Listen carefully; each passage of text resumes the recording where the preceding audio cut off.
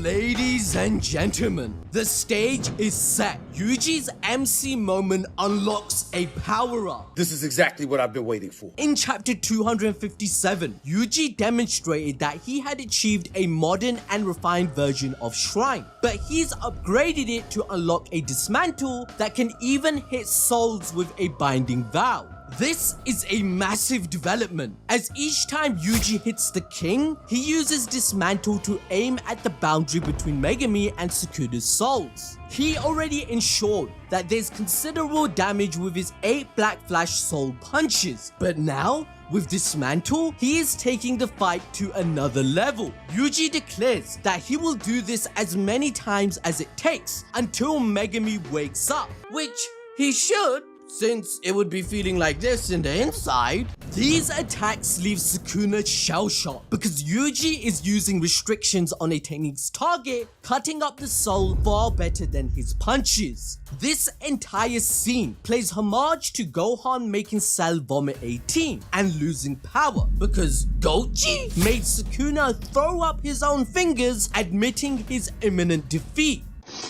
That's what I'm talking about. By chapter 260, Yuji can easily kill Jogo, who is equal to 8 Sukuna fingers in only a few punches. Don't believe me? Well, the author claimed in the Shibuya incident that 5 Black Flashes with the help of Todo would kill the special grade curse instantly. However, since that time, Yuji has gotten even stronger, making his power level multiple times higher than it was. For example, a 15-finger Sukuna claimed he would join the disaster curses if Jogo could land even one single attack on him, which he couldn't. But we have already seen Yuji land 7 Black Flashes in a row on Sukuna's Heian Era form, which means all his stats have already put the disaster curses in the dust. To prove that Yuji can now casually kill them all and has reached special grade, let's break down the story that led to Yuji's evolution in strength. After Shibuya, Choso claimed that Yuji's curse energy refinement had leveled up to a demon god. This linked to his potential being unlocked even further against Mahito when he did 4 consecutive Black Flashes. Like, did you know in volume 15's extra, Gege informs us that Mahito's true form is 200% more powerful than his normal state, which is insane since Yuji still killed him within 1 Black Flash that he put all his might into. If you didn't know that, please smash the like button and subscribe, because this information skyrockets his scaling to the roof, as arguably none of the other characters at this point of the story would have defeated and awakened Mahito. On top of that, Mahito, just like Sukuna, backs up the claim from chapter 249 that Yuji's soul is unbreakable. He was stated to only have 10% of soul strength left compared to Mahito's 40%. Yet, he still came out victorious. But speaking of easy dubs, once the culling game began, Yuji destroyed a Mai who had a jet engine. In chapter 161, she slammed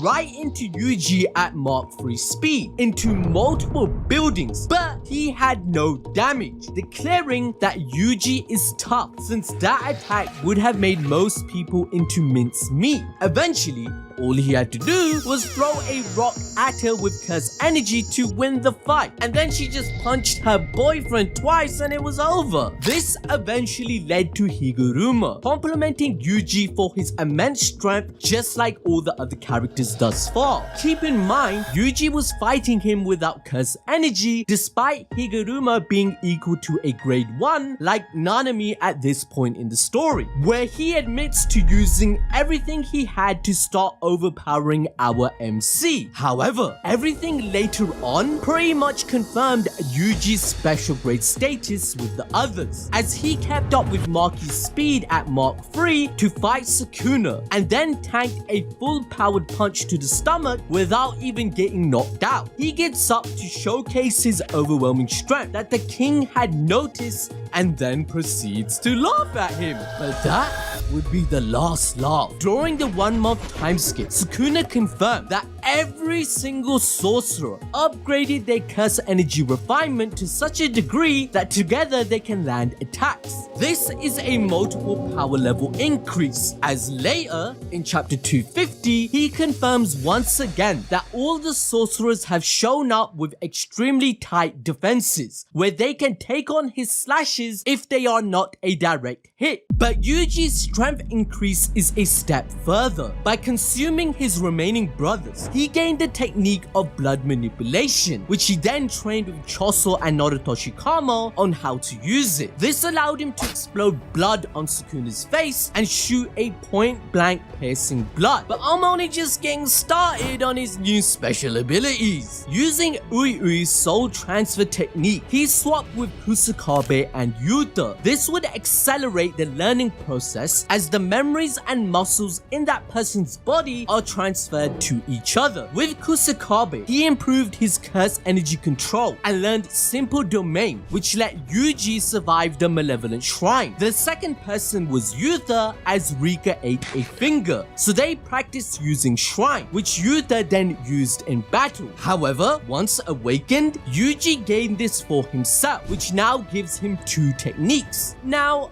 that wasn't the only reason to swap with Yuta, as Yuji then mastered one of the most rare abilities of all, reverse curse technique. He is capable of regenerating limbs in an instant, which Ryu claimed was one hell of a feat for a sorcerer to even achieve. But the cherry on top is that Yuji survived 4 point-blank slash attacks from Sukuna that should have killed him, yet using RCT proficiently allowed him to push forward. Any other person would be mincemeat into several pieces, let's be honest. This leads me to the moment of breaking the Black Flash record. As we know, he's blessed by the spark of black. It's a 1 in a million chance, but he does it so often that it looks like he does it at will, which even pissed off Sukuna that Yuji is trying to match his power. Yuji gets so determined to kill Sukuna that he enters the zone. 7 consecutive black flashes broke Nanami and Gojo's record, but a total of 8 occurs with the help of Todo. Like, remember, these are not even normal punches, as Yuji has a special property that no ordinary sorcerer has. Yuji can see the contours of the soul, which means his punches directly impact them. This leads to Sukuna losing control of his body and diminishing his curse energy output, allowing for everyone to keep fighting on, just as Choso claimed in chapter 256. Soul punches are more effective than you think, because even after Sukuna entered the zone himself and performed 4 black flashes, he wasn't able to heal himself. But this is the king of curses we're talking about here. Obviously, an ordinary person would be knocked out instantly with their souls leaving their body if Yuji fought them. So let's add some evidence that Yuji can beat the disaster curses. Firstly, Jogo's maximum meteor was dodged by the likes of Kusakabe and Panda, even though they ran at the very last second, which means it's way too slow. Yuji's simple domain tanks Sukuna's malevolent shrine for 60 seconds or so. This is the most refined and powerful domain that equally matches Unlimited Void, stated in chapter 225. And as Gojo stated, the best counter to domain is to cast your own domain in a battle, where as soon as he used his one against Jogo early in the series, it outmatched it instantly where he would have died. So Yuji's simple domain is scaling